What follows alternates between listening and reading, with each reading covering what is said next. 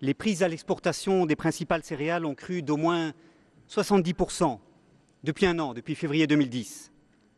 L'indice des prix alimentaires de la FAO a atteint son plus haut niveau depuis la création de cet indice en 1990. Cette hausse affecte particulièrement les pays les moins avancés, qui importent 20% de ce qu'ils consomment et dont la facture alimentaire a augmenté considérablement au cours des dernières années.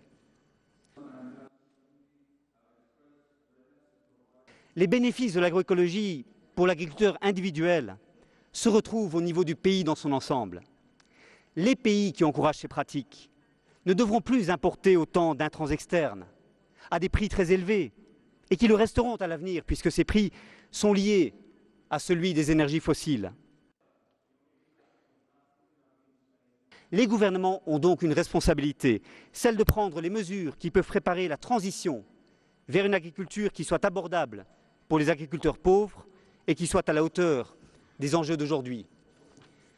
Cela signifie d'abord réorienter le soutien aux agriculteurs en passant de l'accent mis sur la fourniture d'intrants, engrais et pesticides, à la fourniture de biens publics, permettant aux agriculteurs de produire dans de meilleures conditions.